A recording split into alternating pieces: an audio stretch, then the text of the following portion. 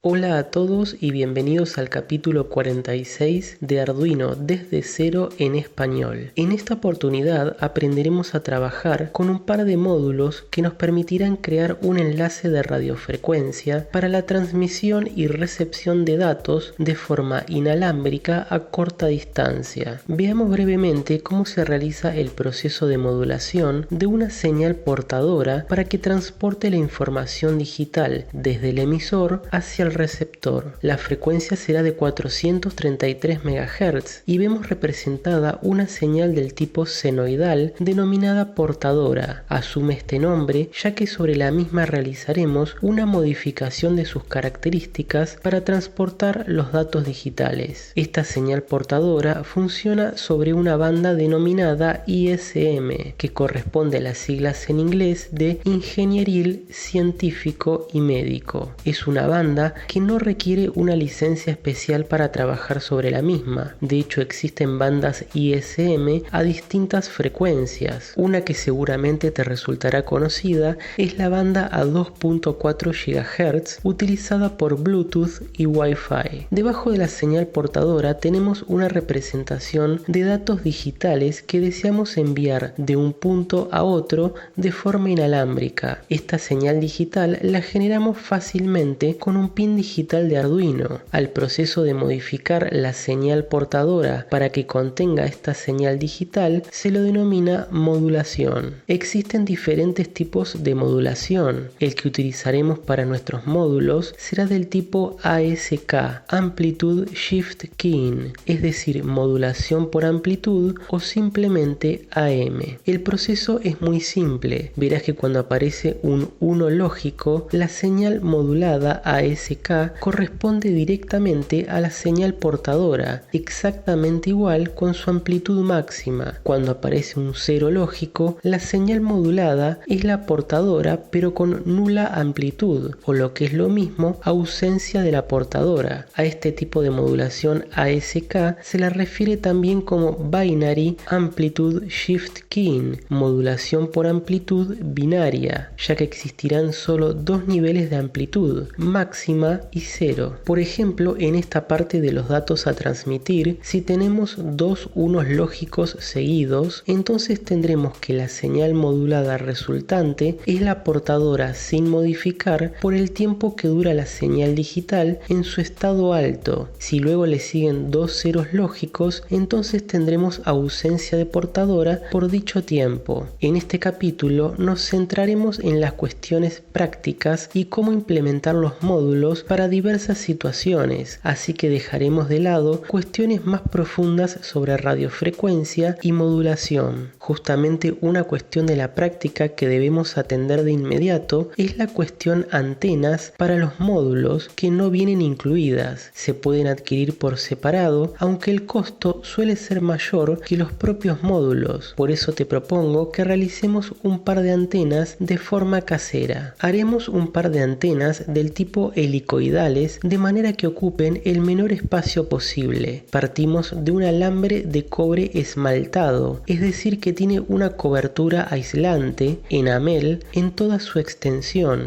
Aquí se muestra un rollo de este tipo de alambre que me quedó de cuando realicé el bobinado de un transformador. Es ideal para estos casos. El diámetro o sección es de 0,3 milímetros. Podrás usar cable más fino o más grueso, incluso cable unipolar convencional, pero la idea es formar las espiras de la antena helicoidal y que la forma permanezca sin modificarse demasiado. Por eso un cable muy fino tenderá a doblarse. Vamos a cortar un tramo de 30 centímetros de este alambre y luego quitar el esmalte, el material aislador de uno de los extremos. Unos 5 milímetros son suficientes. Este será el extremo que soldaremos luego al módulo. Finalmente tomaremos un elemento cilíndrico de unos 5,5 o 6 milímetros. Un lápiz o una lapicera suele tener este diámetro. Con un trozo de cinta sostendremos el extremo que le quitamos el esmalte de manera que no se mueva y comenzaremos a enrollar el alambre en forma de espiras bien juntas hasta la totalidad del largo del cable. Deberá quedar algo así. Luego podrás quitar la cinta y deslizar la antena por el extremo. La idea siempre importante es mantener la forma de espiral y que se deforme lo menos posible. Genial, ya tenemos una antena. Ahora realizaremos el mismo proceso para una segunda antena, cortando 30 centímetros de alambre, quitando unos 5 milímetros de aislación de un extremo y enrollándolo sobre un lápiz. Antes de soldar las antenas, tendrás que separar un poco las espiras. No hace falta una gran precisión. Podrás tomar como referencia estas imágenes. Luego soldaremos la antena del emisor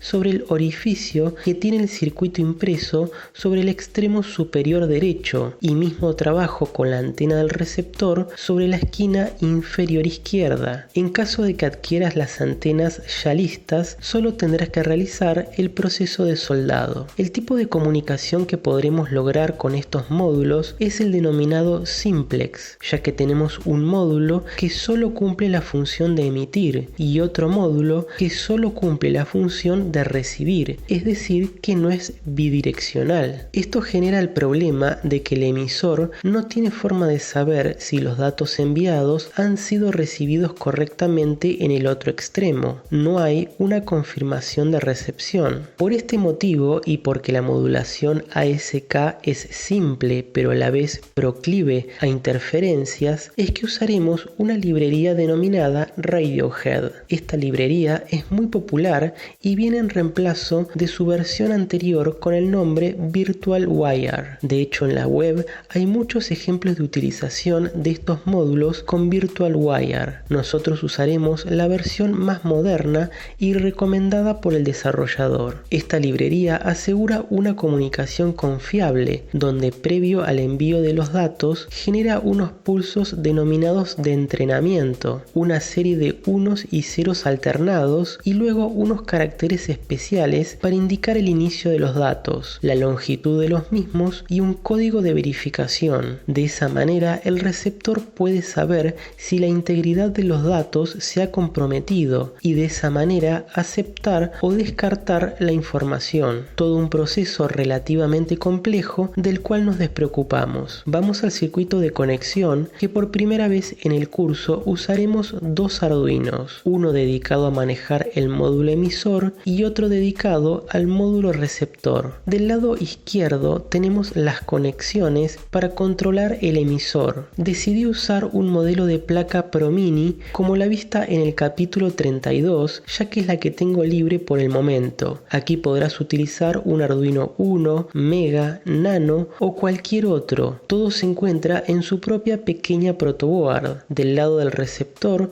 usaré el modelo 1 de siempre, conectado al módulo receptor también en su propia protoboard. Las conexiones son muy simples. Del lado emisor, el módulo consta de 3 pines. El primero de la izquierda tiene la denominación data, que sobre el circuito impreso aparece como ATAD, data al revés, un pequeño defecto del circuito impreso. A través de este pin le enviaremos desde Arduino los datos a transmitir. Lo conectaremos con un cable directo al pin digital número 12. El pin del medio será VCC, que lo conectaremos con un cable a VCC de la ProMini. En este caso, si usaras un modelo 1 Omega, sería el equivalente a 5 volts. Y por último nos resta GND, que lo conectaremos a GND de la ProMini. Y con eso ya tenemos la conexión del lado emisor. Del lado del receptor, el primer pin de la izquierda corresponde a VCC y lo conectaremos a la salida de 5 volts de la 1. Los dos pines siguientes corresponden a data. Ambos pines cumplen la misma función, así que se pueden conectar de forma indistinta uno u otro. Aquí elegí el primer pin luego de VCC. Lo conectaremos al pin digital número 11 de Arduino. El último pin de la derecha, GND, irá a GND de Arduino. Muy simple, solo es cuestión de aplicar alimentación y data. Se usan los pines 12 para el lado del emisor y 11 para el lado del receptor, ya que son los valores por defecto de la librería Radiohead, que pueden usarse otros si es necesario. Esta librería no está disponible desde el gestor del IDE, de manera que debemos tomarnos el trabajo de ingresar a la siguiente página web. Estaré dejando dejando el enlace debajo en la zona de descripción. Haciendo clic en el primer enlace de la página,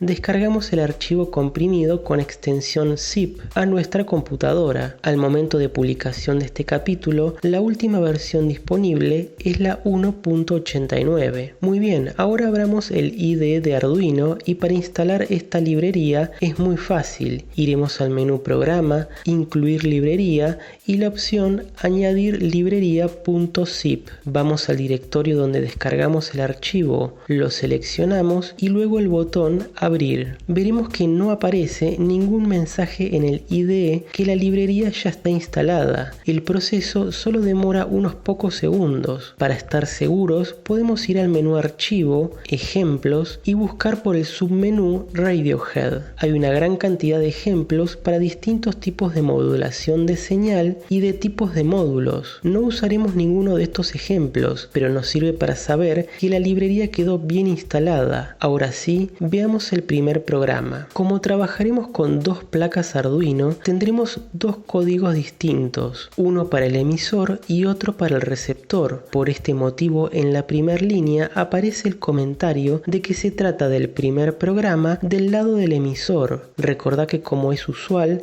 el código fuente de todos los programas vistos en este capítulo se encuentran disponibles para descargar desde el enlace en la zona de descripción. En este primer programa haremos algo muy simple: transmitir un mensaje y luego recibirlo para mostrarlo mediante el monitor serie. Aquí comenzaremos con el código del lado del emisor. Incluimos la librería Radiohead y luego también la de SPI, que es necesaria para que funcione correctamente Radiohead, aunque no tengamos ningún dispositivo que haga uso de esta interfaz serie, debemos incluirla de todas formas. Creamos un objeto con el nombre rf-driver del tipo rh-ask. Al principio del capítulo vimos que utilizaríamos el tipo de modulación por amplitud ASK. Radiohead en realidad permite utilizar diversos métodos de modulación. Para nuestros módulos usaremos ASK, por eso el nombre RH-ASK indica que justamente el objeto usará la parte de la librería correspondiente a dicha modulación. También de paso no cargamos código innecesario en la memoria de Arduino. Con eso tenemos el objeto rf-driver. Del mismo usaremos varias funciones que nos facilitarán en gran medida tanto el envío como la recepción de datos. En el setup inicializamos al objeto con la función init sin ningún parámetro. Si no colocamos ningún parámetro, la librería asume que trabajaremos a una velocidad de 2000 bits por segundo, siendo la velocidad máxima de 2400, que el pin digital para la recepción será el 11 y para la transmisión el 12. Por eso usamos esos mismos pines cuando conectamos los módulos a las placas. Si quisiéramos cambiar los pines por otros, lo haríamos aquí en la función init. Eso es todo para el setup. El loop verás que consiste de muy pocas líneas de código, pero quizás lo encuentres algo extraño a lo que solemos utilizar. Esto es porque, como he comentado en otras oportunidades, las librerías son geniales a la hora de manejar toda la parte complicada de un proceso, pero nosotros debemos usarla en el formato en la cual fue diseñada por el desarrollador. El mensaje a enviar será este entre comillas: hola desde lejos, con el signo de admiración al final. Ahora este texto se almacena en una variable con el nombre MSG, abreviatura de message en inglés, y verás que está declarada como un carácter char con un asterisco. Este asterisco se llama puntero y se usa mucho en el lenguaje C++.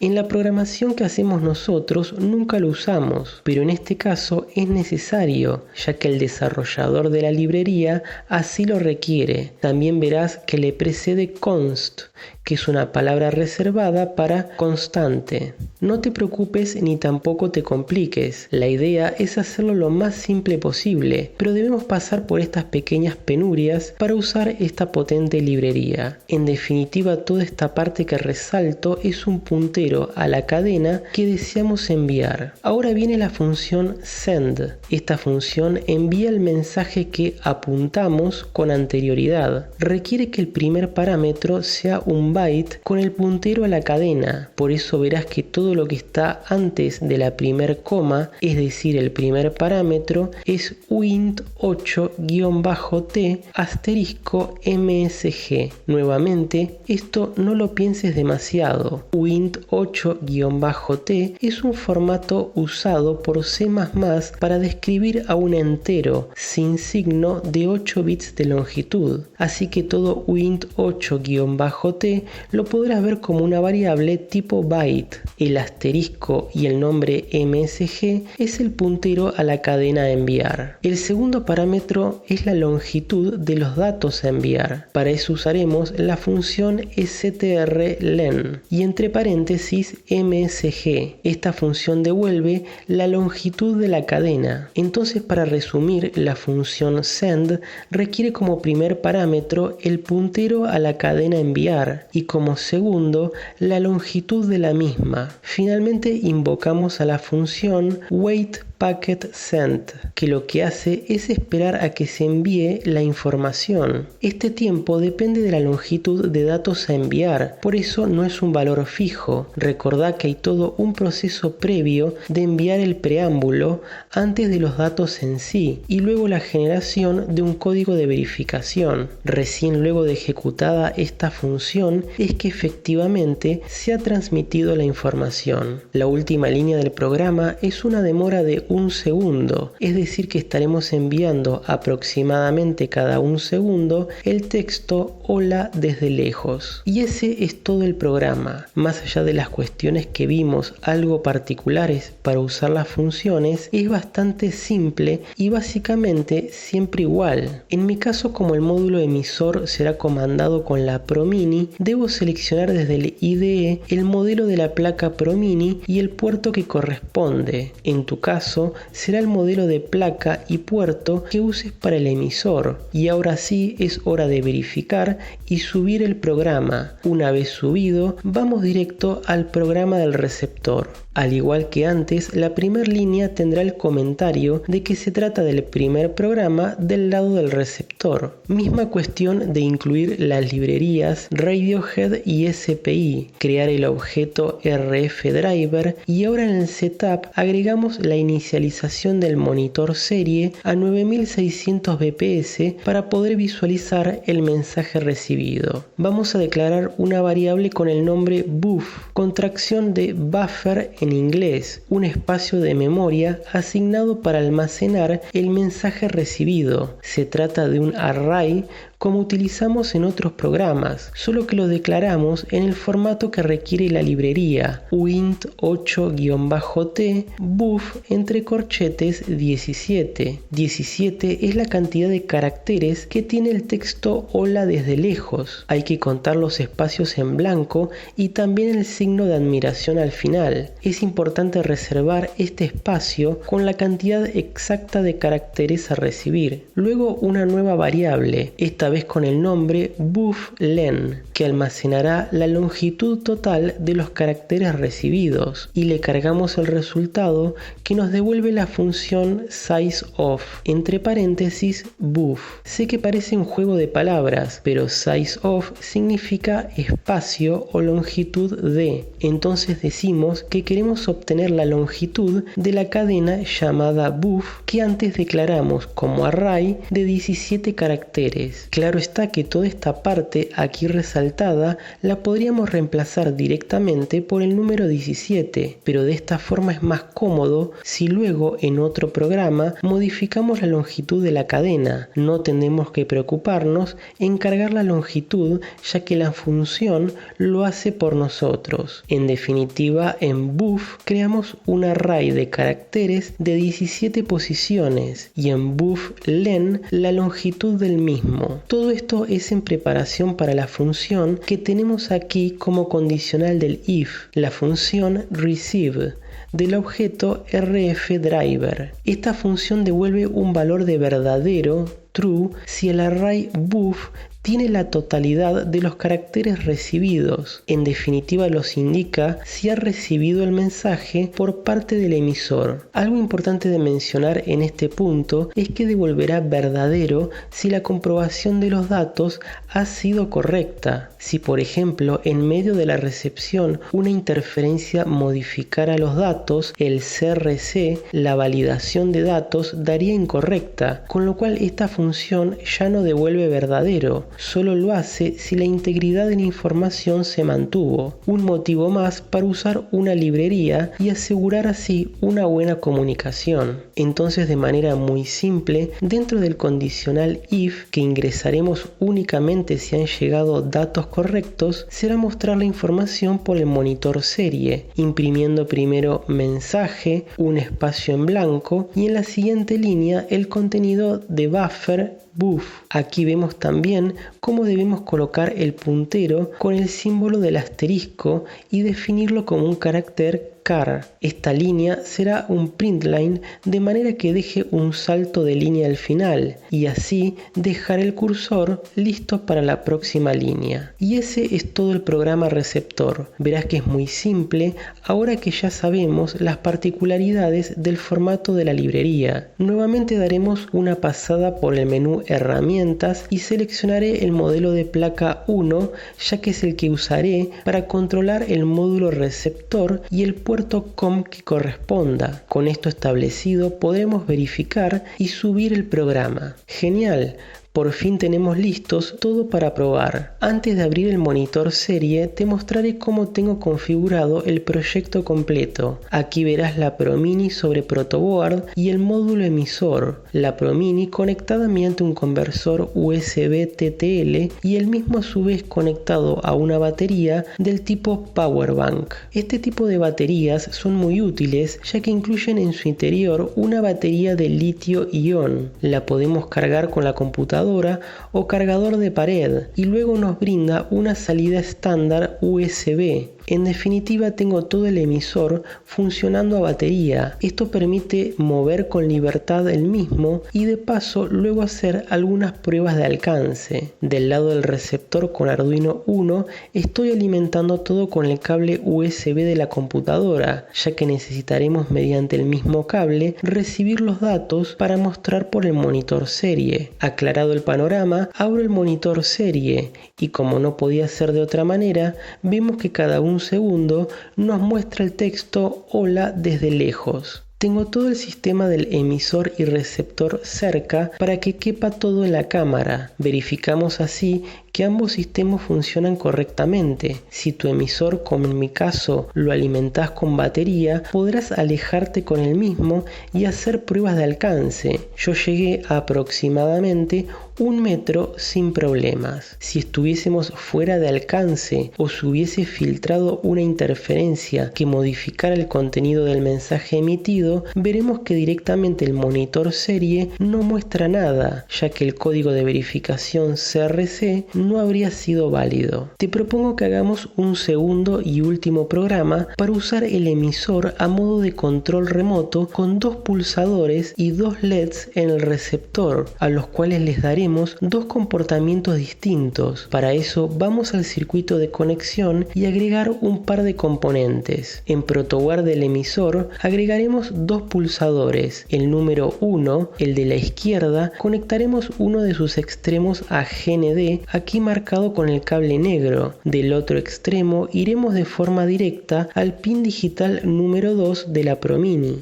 Como son pulsadores de 4 terminales, viene cómodo ubicarlos justo sobre el zócalo o hendidura de protoboard, quedando 2 pines en la mitad superior y 2 pines en la mitad inferior. Con el pulsador 2, misma cuestión, uno de sus extremos a GND y luego un cable directo al pin digital número 3. Verás que no he colocado ninguna resistencia de pull up o pull down. La idea es que al presionar el pulsador podamos leer un nivel bajo abajo sobre el pin digital de Arduino, pero ya sabemos que cuando un pin se establece como entrada no puede quedar al aire sin conexión. En este caso deberíamos colocar una resistencia de pull-up en cada pin digital, tanto en el 2 como en el 3. Pero verás en la programación que podemos aprovechar una característica de la función pinMod para generar una resistencia de pull-up de forma interna al microcontrolador, y así nos ahorramos de colocarla en el circuito. En un minuto lo vemos. En definitiva, del lado emisor solo incorporamos dos pulsadores a los pines digitales 2 y 3, que pondrán dichos pines a un nivel bajo si son presionados. Del lado del receptor incorporamos dos LEDs, uno rojo y uno verde, con sus correspondientes resistencias limitadoras de corriente de 330 ohms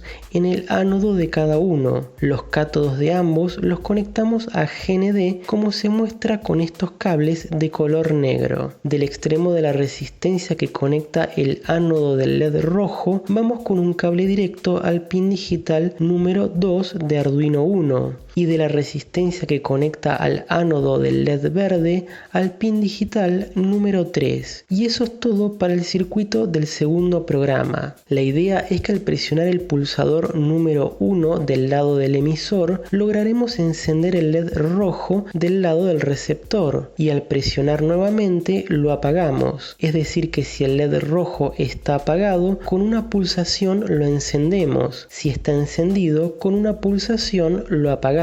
Al LED verde le daremos un comportamiento distinto. Con una pulsación del pulsador número 2 encenderemos el LED verde por 5 segundos y luego se apagará de forma automática. Una nueva pulsación repetirá la operación. Como ya hicimos antes en la primera línea, dejamos un comentario de que se trata del segundo programa del lado del emisor. Incluimos las librerías, creamos el objeto y dos constantes con numeral define que serán pulsador 1 con el número 2 y pulsador 2 con el número 3. En el setup debemos establecer los pines 2 y 3 como entradas con pinMod. Aquí por primera vez veremos una forma distinta de establecer un pin digital como entrada. En vez de colocar input como solemos hacer, colocaremos la palabra reservada input-pull-up. Recién cuando vimos el circuito conectamos los pulsadores de forma directa sin ninguna resistencia que establezca un nivel de referencia alto. Con la instrucción input pull-up decimos que el pin, además de establecerse como entrada, activemos una resistencia de pull-up interna al microcontrolador equivalente a 20K. De esa manera, si hacemos una lectura del pin, veremos siempre un nivel alto y cambia a bajo únicamente cuando se presiona el pulsador. Es muy útil usar input pull-up cuando no queremos colocar una resistencia externa como en este caso. Algo que quizás te preguntes es si existe el input pull-down para activar una resistencia a masa en la entrada. Y la respuesta es que no. La función pinMod solo permite que en su segundo parámetro se coloque input pull-up como entrada o output como salida. Muy bien, aprendimos algo nuevo de pinMod que nos viene acompañando desde inicios del curso. La última línea del setup será la inicialización del objeto. Al presionar el pulsador número 1 vamos a enviar el carácter 1. Un solo carácter, no hace falta enviar más, y de paso hacemos una comunicación inalámbrica bien breve y rápida. Al presionar el pulsador número 2 enviaremos un solo carácter, el número 2, por eso tenemos dos bloques if que harán dicha función. Aquí preguntamos si pulsador 1 tiene un valor low, es decir que si se ha presionado el pulsador 1. Recordá que lo forzamos a un nivel alto con input pull-up. Si es cierta la condición, entonces usaremos el mismo método que el primer programa para enviar el carácter número 1. Lo declaramos y almacenamos en el puntero MSG. Usamos la función send para enviarlo y luego el wait packet send. De esa manera, si se presiona el pulsador número 1, enviamos el carácter número 1. El siguiente condicional consultará esta vez por el pulsador 2. Si se ha presionado, enviaremos el número 2. Finalmente, aplicamos una demora de 200 milisegundos, ya que el loop es bien corto y de paso nos sirve como simple método antirrebote de los pulsadores. Y eso es todo para el lado emisor. Vamos a seleccionar nuestro modelo de placa, el puerto y luego verificar y subir el programa. Para el lado receptor lo que haremos es esperar hasta recibir el carácter. Si es el 1, activamos el LED rojo. Si es el 2, el LED verde. Declaramos las constantes LED rojo con un valor de 2 y LED verde con un valor de 3, ya que en dichos pines tenemos conectados los LEDs. En el setup establecemos los pines como salidas e inicializamos el objeto. Creamos un buffer de un solo carácter con el nombre buff. Recordarás que en el primer programa hicimos lo mismo pero con una longitud de 17, que era el largo de la cadena Hola desde lejos. Aquí será un solo carácter, también buff len con la longitud que será de 1. Consultamos si el buffer está completo con información recibida. Si es así, preguntamos con el primer bloque si se trata del carácter número 1. Si ese es el caso, con Digital Write aplicamos el valor opuesto del leído del LED rojo. Esto lo hicimos ya en otras ocasiones, haciendo un Digital Read del LED rojo y con el signo de admiración delante lo invertimos. Así que si lee un valor bajo de que el LED está apagado, aplica el valor opuesto, uno alto, y lo enciende. Si estuviese encendido, lo apaga. Finalmente consultamos si el carácter recibido es el número 2. Si ese es el caso, entonces encendemos el LED verde. Aplicamos una demora de 5 segundos, manteniéndolo encendido por dicho tiempo, y luego con Digital Write con Low para apagarlo. Y ese es todo el programa. Nuevamente hacemos una pasada por el modelo de placa y seleccionamos la nuestra del lado del receptor y el puerto que corresponda. Verificamos y subimos. Genial, todo listo. Al igual que antes, en la imagen se ve el emisor operado con batería con sus dos pulsadores y el receptor con los LEDs. Si presionamos el botón número 1, el de la izquierda, veremos que el receptor se enciende el LED rojo y mantiene encendido. Si volvemos a presionar el pulsador número 1, se apaga. Perfecto, realiza la acción que le programamos. Si ahora presionamos el botón número 2 en el emisor, veremos que enciende el LED verde en el receptor por 5 segundos y luego se apaga. Ya sabemos a esta altura que si podemos controlar a voluntad un LED, entonces podemos activar todo tipo de dispositivos, motores, relés para trabajar con tensión de red, un módulo MOSFET